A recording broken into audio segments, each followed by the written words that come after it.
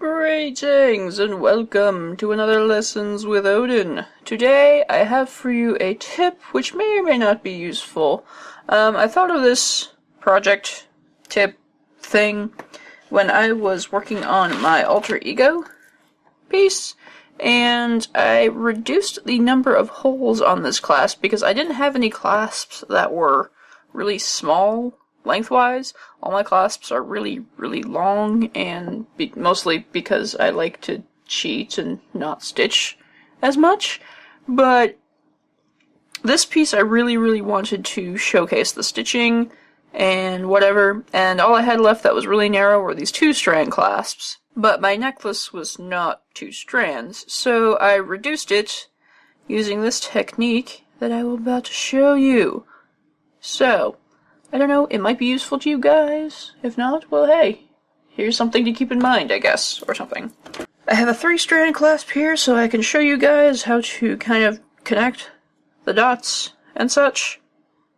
So that if you have like a 5-strand or a something like that, you can reduce it as far as you want, or what have you.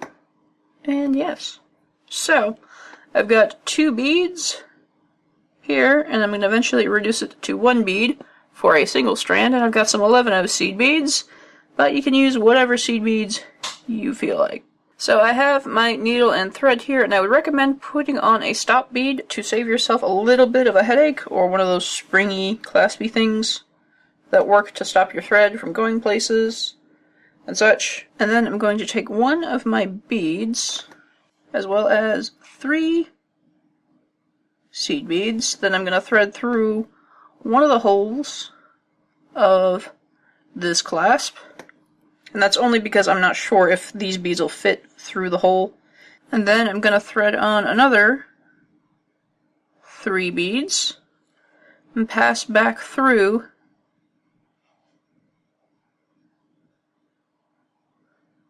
the large bead here. Then from here I'm going to thread on 3 more seed beads. I'm going to pass through the second hole of the clasp. I'm going to add 3 more seed beads. Then I'm going to pass through the original 4mm bead to seal that in, like that. Now I basically got a loop coming out of the first 2 holes. Then I'm going to go back up and reinforce the first loop that I added. Pass back through the 4mm bead, and then I'm going to reinforce this loop. Feel free to reinforce as many times as you would like, since this is the clasp area. To add a second addition, we're going to be coming out of the 4mm bead. I'm going to add on 1 more seed bead in the 4mm. I'm going to pull it down like that, so I've got my extra seed bead flopping around over here. Then I'm going to make another loop using the 3rd hole. So I've got my 3 seed beads here. I'm going to pass my needle through the 3rd hole on the clasp. Then I'm going to add my 3 more seed beads and pass back through the 4mm bead in order to secure the loop. Next up, I'm coming out of the seed bead in between here. What I'm going to do is actually pass up through the seed beads that are on the loop to join these 2 together. So I've gone through those 3 seed beads. I'm going to pass through the middle hole of my clasp, and then pass through the seed beads on the other side. Then back through our original 4mm. And I'm going to reinforce the outer loop over here on the 3rd row. And as it stands right there, we would have reduced the clasp threads to 2 from 3. So now we can attach 2 threads from each of these seed beads. But if we want to go even further, we're going to have to do a little bit of maneuvering. So I'm going to pass through this 3rd loop once more, so that I end up in the center over here. I'm going through one side, I'm going through the loop on the clasp, then I'm going to go through the other side of the seed beads. Then I'm going to pass through the 4mm bead. Okay, so my thread is coming out of this 4mm bead here.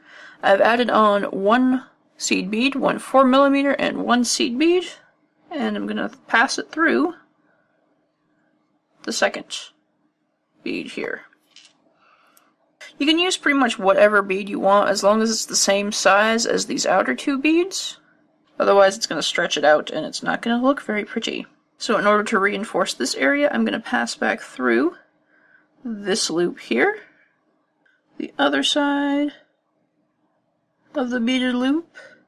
Then I'm going to pass through the 4mm bead on the lower round.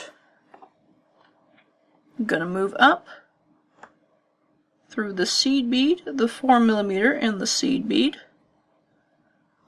on the very top. Continue on through the 4mm bead on the lower rung. Reinforce as necessary. Then you can get rid of your tail however you like, and then you can pass your thread up to this area here. From here you can move on and attach the rest of your jewelry piece, or you can even start your beadwork here. So here is where we are at on our clasp. You might want to add on a new bead simply by using a modified right angle weave. I'm going to add on 3 seed beads, a new bead, and 3 more seed beads. Then I'm going to pass through that 4mm again, and I've continued my chain. Reinforce and then continue your beadwork how you like.